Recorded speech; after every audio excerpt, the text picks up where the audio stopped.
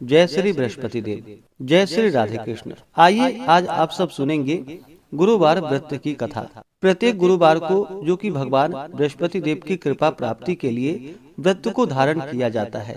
जो भी भक्त सच्ची श्रद्धा के साथ नियम और निष्ठा के साथ गुरुवार का व्रत धारण करते हैं तो भगवान बृहस्पति देव की कृपा से उनके सभी प्रकार के दुख और कष्ट दूर होते हैं तथा सभी प्रकार के सुख और समृद्धि की प्राप्ति होती है। गुरुवार के दिन चाहिए कि इस दिन केले के पेड़ के नीचे जो कि अच्छी प्रकार से साफ सफाई करके वहाँ पे आसन लगा करके गुड़ मिश्रित जल जो कि केले के वृक्ष में डालनी चाहिए। एक दीपक प्रज्वलित करके भगवान बृहस्पति देव को विशेष प्रकार से जो कि पीला पुष्प अर्पित करे, पीला चंदन अर्पित करे, धूप और दीप दिखाए, अनेक प्रकार का नैवेद्य अर्पित करे। विशेष करके गुड़ और चने की दाल का भगवान को भोग लगाना चाहिए, मुनक्के का भोग लगाना चाहिए और फिर गुरुवार व्रत का कथा श्रवण करनी चाहिए।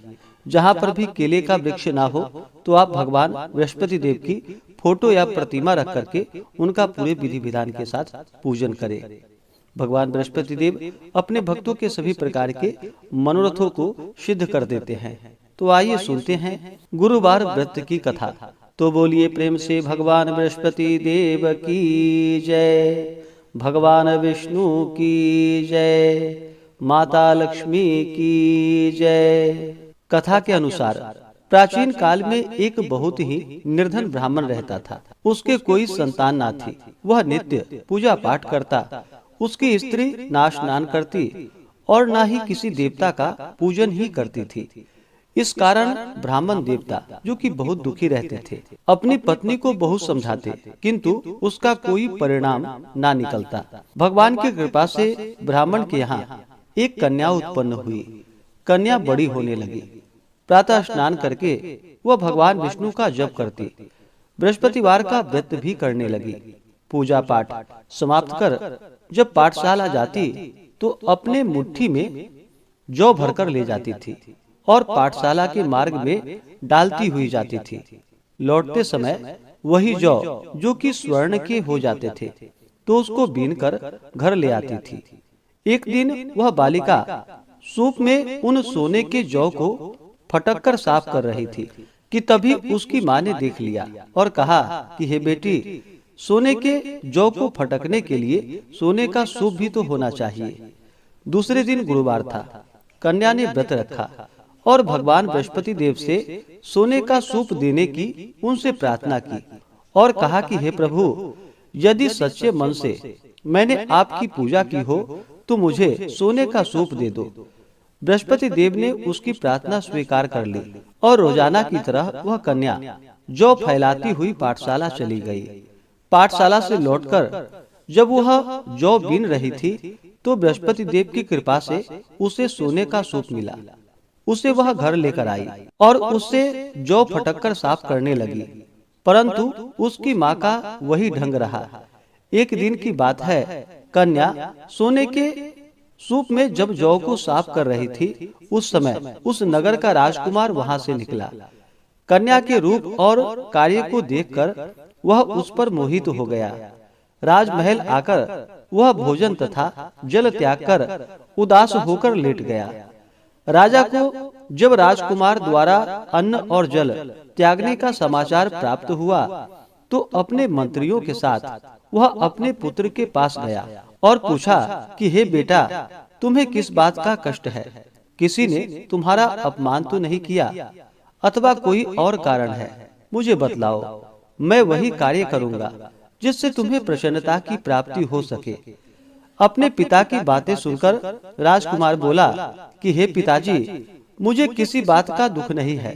किसी ने मेरा अपमान भी नहीं किया है, परंतु मैं उस लड़की के साथ विवाह करना चाहता हूँ जो लड़की सोने के सूप में जौ को फटक कर साफ कर रही थी। राजकुमार ने राजा को उस लड़की के घर का पता भी बता दिया। मंत्री राजा के कहने पर उस लड़की के घर गया। मंत्री ने ब्राह्मण के समक्ष राजा की ओर से निवेदन किया और फिर कुछ ही दिनों के बाद ब्राह्मण की कन्या का विवाह राजकुमार के साथ संपन्न हो गया। और फिर क्या था, कन्या के घर से जाते ही ब्राह्मण के घर में पहले की भांति गरीबी का निवास हो गया। एक दिन दुखी होकर ब्राह्मण अपनी पुत्री से मिलने के लिए गया। बेटी ने पिता की अवस्था को देखा और अपनी माँ का हाल पूछा। ब्राह्मण ने सभी हाल कह सुनाया। कन्या ने बहुत सा धन देकर अपने पिता को वहां से विदा कर दिया। लेकिन कुछ ही दिनों के बाद फिर वही हाल हो गया। ब्राह्मण फिर से अपनी कन्या के यहाँ गया और सभी हाल कहा तो पुत्री बोली कि हे पिताजी, आप माताजी को यहाँ लिवा लाओ, मैं उन्हें यह विधि बता दूंगी जिससे कि गरीबी दूर हो जाए। ब्राह्मण देवता अपनी स्त्री को साथ लेकर अपनी पुत्री के पास राजमहल पहुँचे तो पुत्री अपनी माँ को समझाने लगी कि हे माँ, तुम प्रातः काल स्नान आदि करके विष्णु भगवान का पूजन करो और बृहस्पतिवार का व्रत करो तो तुम्हारी सभी दरिद्रताएं दूर हो जाएंगी। परंतु उसकी माँ ने उसकी एक भी बात नहीं मानी। वह प्रातः काल उठते ही अपनी पुत्री के बच्चों का जूठन को खा लेती थी। एक दिन उसकी पुत्री को बहुत गुस्सा आया। उसने अपनी माँ को एक कोठरी में बंद कर दिया और फिर प्रातः उसे स्नान आदि करा करके उससे पूजा पाठ करवाया। तब जाकर के उसकी माँ की बुद्धि ठीक हो गई। इसके बाद नियम से पूजा पाठ करने लगी और प्रत्येक बृहस्पतिवार को व्रत भी करने लगी। और फिर इस व्रत के प्रभाव से मृत्यु के बाद वह स्वर्ग को गई। वह ब्राह्मण भी सुख पूर्वक इस लोक का सुख भोग कर अंत में स्वर्ग को प्राप्त हुआ। बृहस्पति देव सभी कामनाएं पूर्ण करते हैं। जो सद्भावना पूर्वक बृहस्पतिवार का व्रत करते हैं एवं कथा पढ़ते हैं अथवा सुनते हैं और दूसरों को भी सुनाते हैं, बृहस्पति देव उनकी सभी मनोकामनाएं पूर्ण करते हैं और उनकी सदैव रक्षा करते हैं। जो संसार में सद्भावना के साथ गुरुदेव का पूजन एवं व्रत सच्चे हृदय से धारण करते हैं, उनकी सभी कामनाएं वैसे ही पूर्ण होती हैं जैसी सच्ची भावना से राजा और रानी ने बृहस्पति देव की कथा का गुणगान किया था, तो उनकी सभी इच्छाएं बृहस्पति देव जी ने पूर्ण की। इसलिए सबको कथा सुनने के बाद प्रसाद लेकर जाना चाहिए और हृदय से उनका मनन करते हुए जयकारा बोलना चाहिए।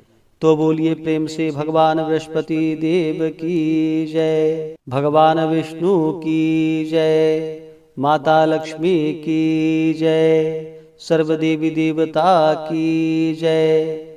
इसी प्रकार से जो भी भक्त सच्ची श्रद्धा के साथ नियम और निष्ठा के साथ गुरुवार का व्रत धारण करते हैं, भगवान बृहस्पति देव का पूजन करते हैं, कथा श्रवण करते हैं, तो भगवान बृहस्पति देव उनकी सभी मनोकामनाएं पूर्ण करते हैं।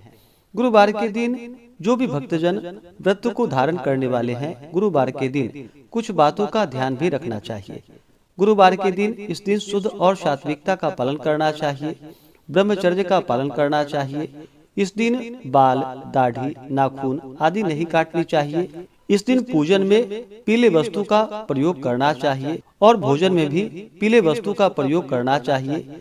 इस दिन नमक ग्रहण नहीं करनी चाहिए, बाल, दाढ़ी, नाखून नहीं काटनी चाहिए, साबुन सर्प का प्रयोग इस दिन नहीं करना चाहिए और पूर्ण श्रद्धा भक्ति भाव के साथ भगवान का पूजन, कथा श्रवण, आरती करनी चाहिए। इससे भगवान बृहस्पति देव अति प्रसन्न होते हैं और अपना कृपा प्रदान करते हैं। तो आशा करता हूँ कि यह जानकारी आपको अच्छा लगा हो। इसी प्रकार से कथा को सुनने के लिए, व्रत पूजा के बारे में जानने के लिए चैनल पे अगर आप पहली बार आए हैं तो चैनल को लाल बटन दबा करके सब्सक्राइब करें, साथ में बेल आइकन घंटी को दबाएं ताकि आने वाली वीडियो का नोटिफिकेशन आपको समय से मिलता रहे। वीडियो को लाइक करें, शेयर करें। सुखी रहें और स्वस्थ रहें। जय श्री राधे कृष्ण। धन्यवाद।